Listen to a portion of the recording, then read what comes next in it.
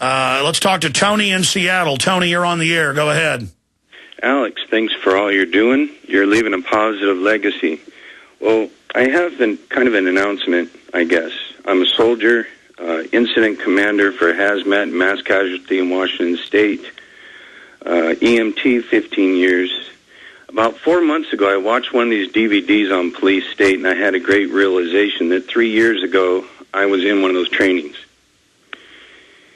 And it was hard to assimilate that.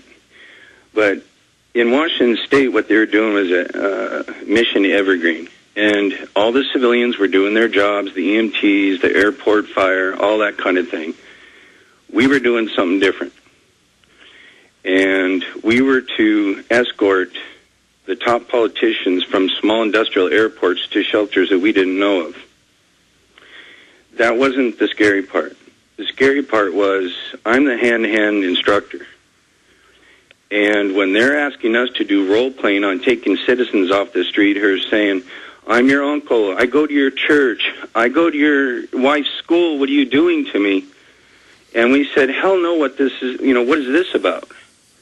And the other thing was we had several forces that were there. We didn't even know what the hell country they were from. Yeah, let me stop you. I've been to many urban warfare drills where they're practicing putting citizens in camps and where the troops train with foreign troops with role players saying, I'm your father, I'm your uncle, we have rights, don't take my guns. And you're saying you were in one of those training drills. And what I'm saying today is if you're an officer, if you're a fireman, if you're a security guard, be wary. There's going to be a point in time when you're going to have a pivotal moment when you're standing there in your uniform and you're going to have a deep realization. Please listen to me, people. Tell anyone you know that are in these categories of jobs. They're going to have a stark realization that they are part of the big deal. They're going to have a choice to make. Either lay down and go home or fight back or whatever they do. But don't give in to it. But you're saying you weren't aware of what was going on at the time. It was later when you saw the big picture that you understood. But, I mean, were others questioning, why are we training? No, I questioned it then. Oh, good. And what happened was there was 6 of us that were very specialized. I was a bodyguard for top-ranking military. That was my job. There's only 1,600 of us in all the services. My military card says indefinite. I cannot separate. Okay, I'm one of those. And when we came back, and I have a great relationship with the 06 Colonel, I worked with him every day, and I said, sir, what the hell's going on? And I also said, we brought guys all the way from the eastern side of our state to do this exercise, and when any of them were questioning what was happening, they were put in their barracks and said, well, we don't need you anymore, this drill. And they sat there for 3 and 4 days on their phone. You know what they were doing? They were finding out who will go along with the martial law and who won't. You know what? This is because Tony in Seattle was in the military as a bodyguard. They were doing drills, and we actually haven't. They're not secret, but they're never really been aired on television. Government training videos back in the 40s, 50s, 60s, 70s. We've even used a few clips of them in our films, well, in an upcoming film, where they were training under nuclear attack to move the mayor, the county commissioners, others, local Congress people who are in town, who aren't in Washington, into secret bunkers. And that's how the feds federalized them. Oh, the feds are here to help. But then I've been to many, many urban warfare drills where they have foreign troops with Marines, Army, National Guard. They're doing gun confiscation. They've got hired role players screaming, I'm your uncle, I'm your dad, I'm your mom. Don't take me to the camp. I've got a right to own this gun. We've got that in Police State 2000. Video I shot. A microchip or a monitor that would be placed on each Marine that would monitor their vital signs. You work the same way as the person locator, if you want to call it that, where a doctor or a medic or a foreman could monitor from a safe distance everybody's vital statistics, their blood pressure, their heart rate, their body temperature. Why is that important? The way it works now is when a squad goes on patrol, we'll have a medic with them. They're expecting resistance, and what they get is CNN with cameras. That woman lives there. Maybe her children are home sleeping. She's saying, hey, they're going in there. I'm going to go in and rescue my kids, right? In the past, that might be interpreted as a hostile act.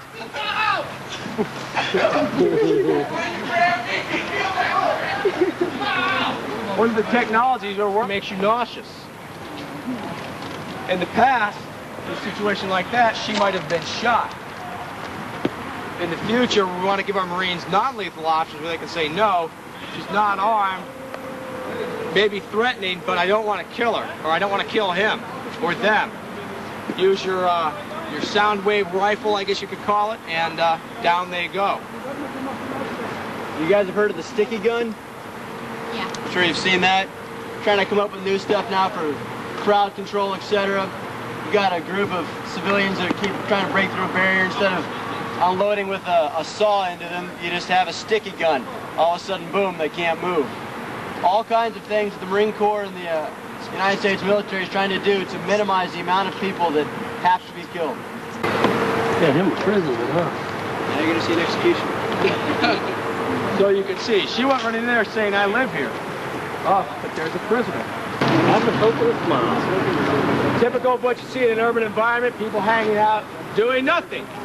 And as we know, idle time is the devil's hands. Right? We've been saying people don't have jobs, they don't have a home to go to, or a home that they want to go to, so they just hang out all day long. You have a local religious leader over there in the nun. You have a church right here. You have some Marines conducting an interview over here, it looks like.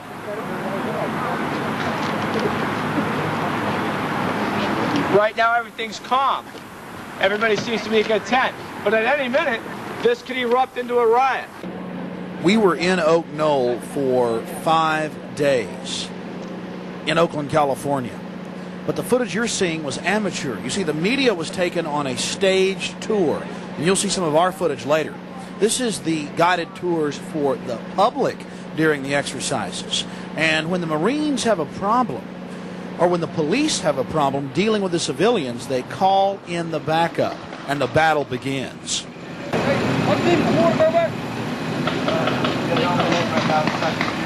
Oh, by the way, I hope you enjoyed seeing the foreign troops earlier, helping keep the Americans under control. To the large number of people arriving, you will experience a short delay. Please remain calm and cooperate so that we can process you into the camp faster. Attention, attention, attention. Due to the large number of people arriving, you will experience a short delay. Please remain calm and cooperate so that we can process you into the camp faster. Please cooperate with all personnel.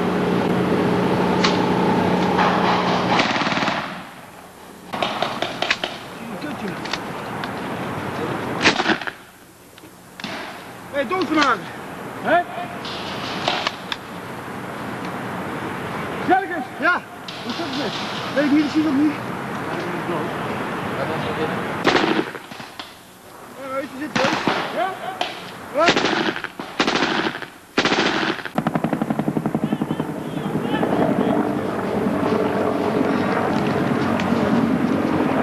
Hé, hou ook het dak in de gaten.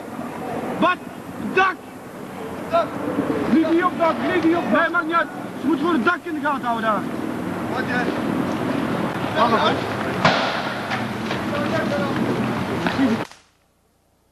Now watch how they treat this civilian. Boom! They kick him. Get out of there. He scurries past the foreign troops from the Royal Netherlands, and then they, in SWAT team style, stacked up, get ready to raid and kick in the doors. Besides, these people are lazy. They have to be dealt with. You heard the Marine Corps officer earlier, didn't you? I need to see your commanding officer. I need to see your commanding officer right now.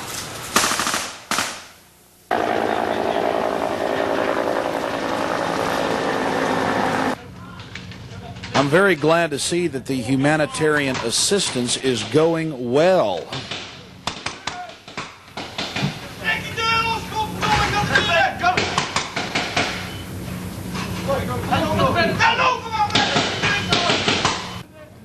When the police can't handle it, they just call in the foreign troops.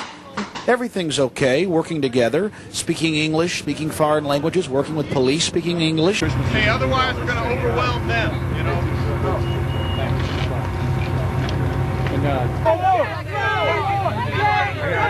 Come on, you guys. Hey, I'm an American. Take care. Let's go. Let's go.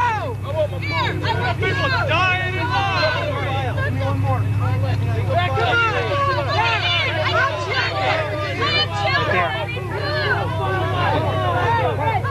Get the.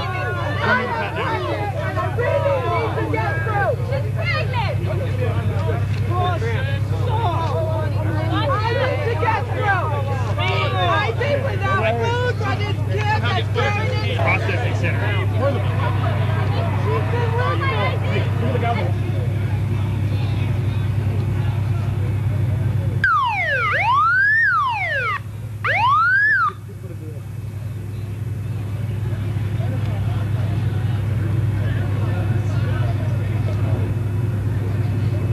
Attention, attention, attention. American forces are here to help. Remain calm. We will not tolerate civil disobedience. Attention, attention, attention. American forces are here to help. Please remain calm. We will not tolerate civil disobedience.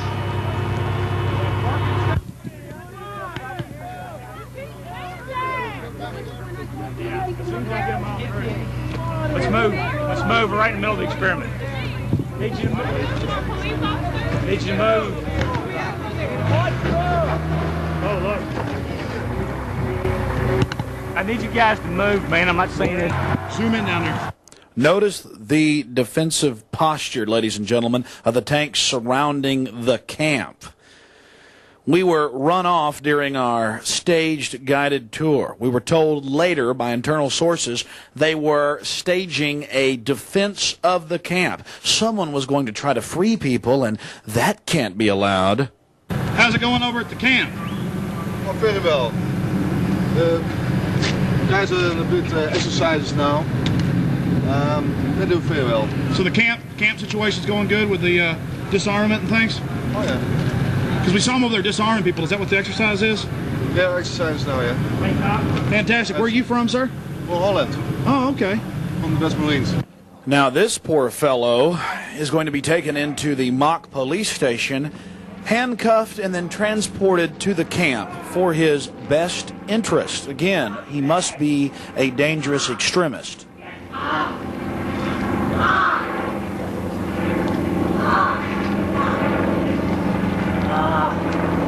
Let me go! Are you right? Please! No! No! I have rights. I have rights. Please. I have rights.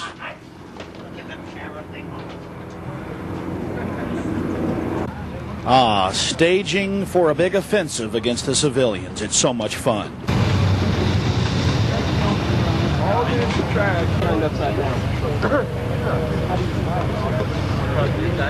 Yeah, it's motion. It's fucking track sniper fire. If sniper round lands near it, it'll fucking automatically track it.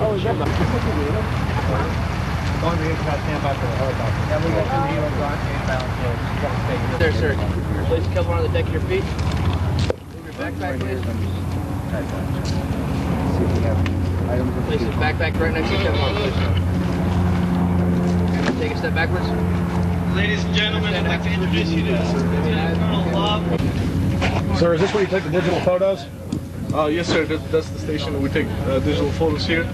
I send them straight over to Sergeant Smith, and he processes it, and he puts them on ID cards, sir. Oh, so the people coming into the camp get ID cards? Yes, sir.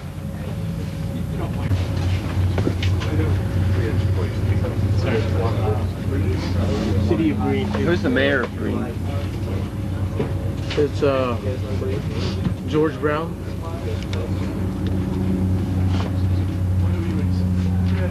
We have someone purporting to be the mayor of Boolean. Do you know who the mayor of Boolean is? Jerry Brown.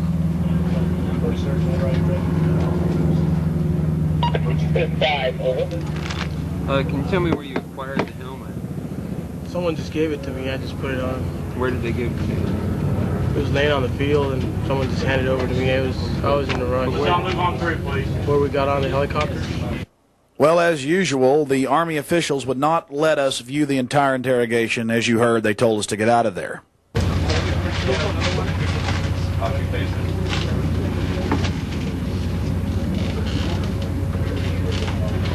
You guys know it all taken care of to process the... Okay, because they asked us to do... Camp, there's a few rules and regulations that you must abide by. One of them, no weapons is allowed upon aboard the camp. This ID card that you have on your person needs to stay out where we can see you. These are the only means we have to identify you. Okay? If you have family members, we need you to keep your family members together as you are ultimately responsible for them. And if you have any questions out there, please ask one of the Marines. Feel free to ask one of the Marines, and they'll be glad to help you, answer any questions you might have. Okay? Can you say that one more time again? I just missed the first part. If you have any questions, please contact one of the Marines out there, and they'll answer any questions you might have. Okay? Shower hours are going for children from 4 to 6 p.m., for women from 6 to 8 p.m., and for men from 8 to 10 p.m. Okay? Well, thank you very much. You've been very informative and very courteous. I really appreciate it. No, thank you much. Does anybody have any questions? What are the camp rules one more time?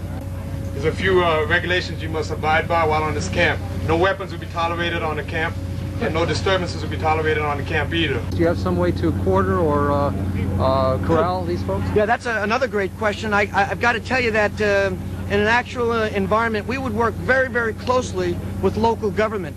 If this was a domestic crisis like an earthquake or a fire, then we would be working very, very close and hand in hand with FEMA and the American Red Cross, for example.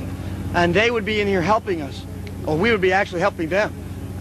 If we were doing this, let's say in a Somalia or a Bangladesh or some other foreign country that had invited us in, then certainly we would be working with other non-governmental organizations and private organizations, and certainly government organizations. Internationally, like the United Nations? Certainly, you bet. We would really be here to provide support to them. Is there a concern that there may be terrorists or someone who might not be welcome in the camp, coming into the camp? Yes, certainly. That's why the first thing we do is we make sure that there are no weapons coming into the camp. Once they get into the camp, they'll come through the processing tent, but we do get some information from them so that we can track other family members, we talk to them, and we would certainly try to identify any known or suspected terrorists and separate them out from the rest of the group. We actually have a place where we would separate them. There are collection points where we would collect enemy prisoners of war, and then they would be evacuated to the rear. Oh, to a secure facility. To a secure, sure, we want to protect them too. Okay, who do you I need to speak with Major Braddock or your security chief. Your security chief Mueller. Can you find out for him? I need to get to the town mayor. She's in a meeting. Okay, let's go ahead and bring those two in. You need an escort for that? Take it. Got it. Yeah. When are we going to get fed? Thank you. We need to get paid. When are we going to get fed? Let us out. Let us out. Let us out of here. You can get it off the screen. Yeah. Can you point out the enemies on the screen? Yeah, again, here's the red icons are an example of an enemy unit there. And again, we're using Mill Standard 2525 symbology, which is a little bit new to the military right now. And that's the criminal group? Well, again, it could be an enemy unit, or it could be an unknown unit. It could be just a civilian group. We don't know. Again, it depends on how it's reported, and that's just an example. So, this is the criminal group. This is the terrorist group. This is a civilian group. This is an infantry unit. Who's the infantry? Could be an enemy infantry unit, unknown size and type. Okay. If I see a group of enemy infantry and I don't know what size and type it is, it's just an unknown enemy unit. So we've got terrorists, we've got criminal groups, we've got infantry groups, and there's an armored vehicle that the enemy has? Correct. Send your IDs ready up there. This is the Army. I got 5 kids. I need pampers and diapers and milk. Okay, these guys have plastic handcuffs available. You see it in the gentleman's mouth right there. He's got a plastic handcuff. These are handcuffs that are used to control dissidents. You see he's turning it into a handcuff by looping one through the other. And they'll be used to put on a person's hands.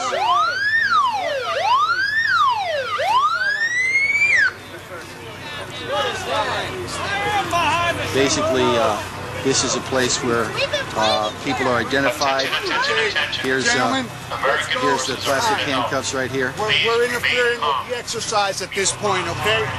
They won't tolerate civil disobedience. This is a place where we're going to use the plastic handcuffs. Again, you see them right here in the soldiers' hands. This is where people are restrained, identified as possible terrorists. Let's go, please.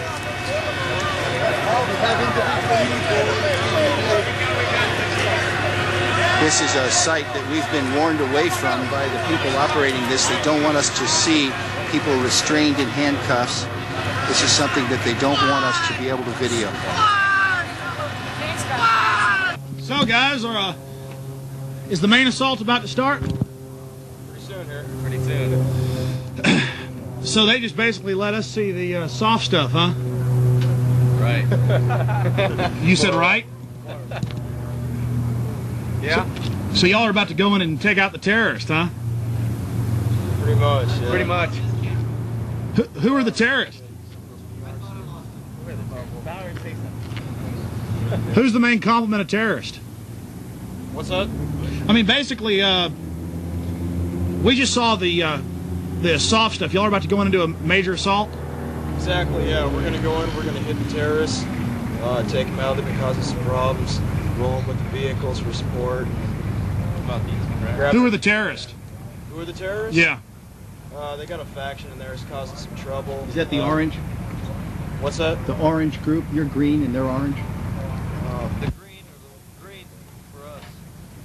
So basically, what's going on right now? The other forces can't handle it. They're about to send y'all in. Exactly. 1-5's going to be sending us in, and we're going to hit the last 2 buildings where the faction's going to be held at, and we're going to rush in there with our scouts. We're going to hit them hard, take them out. So y'all are doing almost like a SWAT type city exercise. A raid. So you're doing a special weapons and tactics. Exactly. Just like police, but with bigger, more firepower. Pretty much like SWAT. We're going to go in, we're going to raid, we're going to hit them hard, and then we're going to pull out. So y'all are going in to kill. This right now is peacekeeping that's going on right now. Y'all are going in to kill terrorists. Kill terrorists, right? Exactly. Wow, that's something else. Mike, let's climb up there. I don't know if I'm getting all this. I saw some people being arrested and frisked and slammed down on the ground down there at the base. What's going on there? They're probably most likely just giving up resistance, saying, you know, we don't want help. They're probably pushing people around, stuff like that. Oh, so if during the evacuation period, you can counter hostiles. So they forcibly take people to the camp if they're being hostile. Yes. What about the folks that are wearing black and are posing as police officers? What's their role? I'm not sure. They are police officers. To my knowledge, those are police officers, Oakland Alameda Police. So they're police action? We have full support for this training operation from the Oakland Police Department, basically from all the civic people here. So. Oh, I understand that, absolutely. Marines are just training with the Alameda Police Department. That's more likely what's going on there, just to get used to working hand in hand with the police force, since that's a lot of what goes on in today's world. What would you do if people in America were upset about getting their weapons taken away? Would you guys ever go and help the government take their weapons away? And we don't have to have this. I won't answer that question. Okay. We'll turn the camera off. And I remember playing that in '99 in Police State 2000 on local access TV, and it going out on VHS to people and getting letters and calls saying, you hired that Coronado troop ship to land. You hired those warrior fighting vehicles. You hired those foreign troops. That's not real. And I remember Rick Linkletter, the director, saw it, and I told him that people didn't believe it was real. And he goes, well, I know people in California that saw it happen. He goes, this would take $20–30 million to shoot one of these scenes. You would win an Academy Award for this. Of course it's real. And it was on the news. CNN said, oh, they're training for Macedonia. It was in the newspaper that it happened. My film had the news articles on, still not real. That was 12 years ago, back when people were not acclimated by the media to accept troops on the streets and checkpoints and TSA. And so, yes, going back for over 15 years, they've been training the military to take your guns, to go door to door, to take you to FEMA camps. And you notice they didn't bring food or water in for 5 days. They wouldn't let folks walk out on the high and dry highways in New Orleans. They went to the richest areas, high and dry. The poor areas are down low, generally, in New Orleans. Multi-million-dollar homes, and went in and busted open gun safes and took people's guns while they were home and put them in handcuffs. I mean, this was to see if the military and police would do this. Now, you heard Tony, and I know his story's true because I'm even aware of Operation Evergreen. I'm aware of the drills they've run, NLEO 9, all of them. And I've already been to drills like this. This stuff's all public now. Years ago, it was very secretive, and they'd lie to the local media for what it was for. But the number one thing it's there for is to find troops that'll do it. Those that don't, they can find them to barracks. Just as he said, they get sent off to Iraq. They get the big, list of injections to be given as guinea pigs. They get DU duty to take care of, to clean the DU weapons, the firearms and cannons and guns that have been used, the howitzers that have been firing DU. Literally. You get sent overseas to die and to get an early death from cancer. Those that say yes get promoted up the chain, then get brought into InfraGard over local civilian spy forces. Just in the last 2 months, my father, who's a dentist, was approached by Homeland Security, not even knowing that he was my dad. One of his patients approached him and said, "We want you to spy on people." He said, he didn't say anything. He said, "Think I ought to get involved?" I said, "No, don't do that. Don't get involved to find out what's going on. We already know. Don't get involved." Then he was telling Dr. King about it in the break room, and Dr. King went, "Yeah, they came to my house, separate people, a week ago." So just in my life, they're getting all the professionals to spy. You see the TSA ads going out, the TV news pieces, spy on your neighbors, nothing's safe, you can only trust Homeland Security. It's about more mistrust in each other and then only trusting our loving government who's busy robbing us blind. We know this is a classical takeover program happening, and now it's coming to a head. So, Tony, I want you to start over from the beginning. You've got the floor here for a few minutes. Where the drill was, what was happening, all the details you just covered, and then more. Break down your concern, how they could find folks that knew it was wrong. Break it down for us. Okay. Well, first, the thing that we have to understand is there's a National Guard, okay, and many states have what's called a State Guard. And Washington State, through Gary Locke, 10 years ago or whenever, reinstigated the State Guard. The guys used to be old retirees just watching the museum. So they outfitted us. I was one of the people that are supposed to bring it up to strength, do the hand-to-hand, all the rifle, all the stuff that we have to do to get guys when we're hiring civilians, because this is a volunteer. You're still liable for UCMJ military law. You still get rank. And if you were prior service or currently serving, you can gain rank within. So they're now federalizing the state guards, which we've confirmed. They have state guards from Alabama to Texas at local high school football games searching 3-year-olds with their Hello Kitty purses. We actually have photos of that in my police state film that we made in 2005, 911, Rise of the Police State.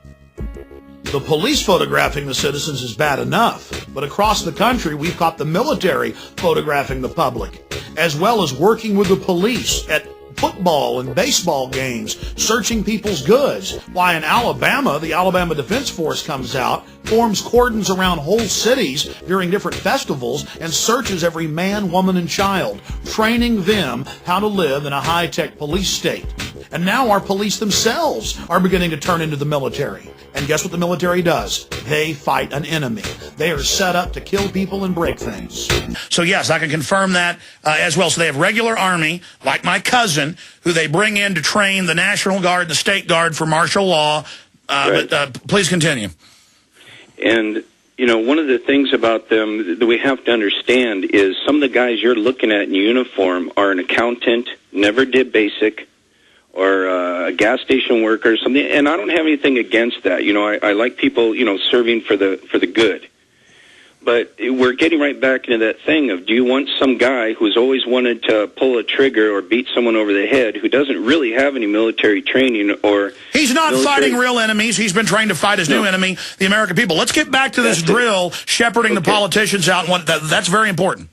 So what they were doing was all the civilian workers, whether it be EMT, a doctor, hospital facility, or whatever, were doing moulage scenarios.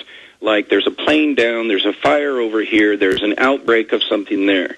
Meanwhile, us and our little group were going back and forth, hand-carrying special people of status to bunkers that we didn't even know about.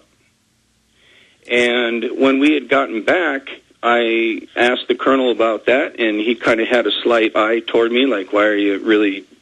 asking, but being one of the senior NCOs and in charge of half the platoon, I need to know what's going on.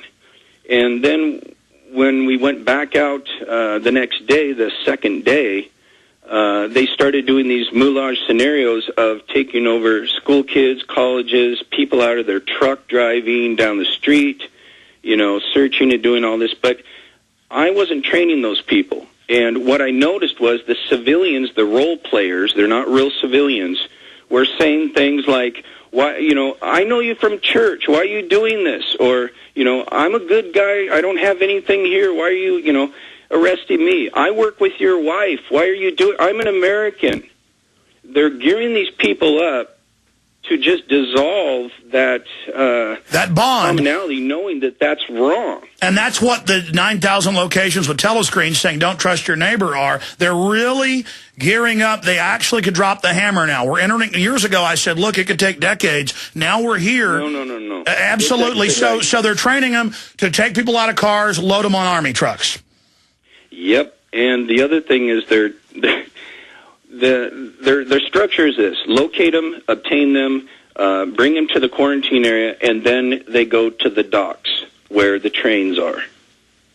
Mm-hmm. Okay, I know, and on top of this came out in Model States Health Emergency Powers Act. They'll use any excuse to drill, trying to get local police and firemen to round up people for forced inoculation. The problem was they wanted to shoot them up with smallpox in 2002, so they said no, so they couldn't even do it. Now they've told them, okay, you don't have to take it, but you're going to make everybody else take it. And now they have the clergy response teams. We got the internal documents 3 years before it was mainstream news. People couldn't believe it, training the clergy to tell their flocks to go to the FEMA camps, to turn over their firearms. It's of the Lord, Romans 13. We've only got about 2 minutes left in this segment. Finish up with the military that said no, what happened to them? And we're talking about very gifted soldiers here. The backbone of this unit, probably 8 of us, 4 from the other side of the state and 4 of us from here. You're training the local civilian goon squad. Right. And so we went to the logistics area, with all the big screens, the big thing you see on TV. And we went in to talk to the bird colonel who's exercising this mission and said, what is going on? What are we doing? And we were literally told to stand by and go to the barracks, and they'll have a mission for us shortly, which they never had anything after that. We went to the colonel after that, who I worked personally for, and watch him, bodyguard him. I understand. What happened? Tell us. They took my ID away and said, "You're not in the Washington State Guard anymore. Thank you for your service." Yep. And again, they're looking, it's a drill, just like with TSA. They go, is the radiation dangerous? Is this violating rights? Boom, you're out. They're finding the dumbest. That's why they won't hire cops under over 100 IQ now. And we got a minute left. Any other tidbits? Got to tell you this real important. Okay, now let me tell you this. They retired me early, okay? And so then I went into the voc rehab program where you get trained for a new position, okay? And one of my colleagues that I went through the 3 years of the school with that was an airman who was physically at NORAD who was told to stand down. And I tried to get that to your producers, but here's a great kid, and I've known him for 4 years, and he's a hell of a good airman, 4-point student. Yeah, what happened? And what they do is the guys that they told to stand down during 9/11 were obviously, a miss. They're like, hell no, forget it. Why aren't we doing anything? And you got top brass in there from all forces. So, they're having to stay, in line. And as soon as that event was over, within days, they basically gave anybody that gave a little inkling of decisiveness about that, and they exited these airmen and soldiers out on mental anxieties to be retrained. Oh, yeah, they always did. That happened in World War II. If you complained about faulty parts in your plane, you were given a Section 8 mental illness situation. We're going to get your name and number. I'd like to talk to you again. You ought to write an article for us under a pen name, and we'd publish it at Infowars.com.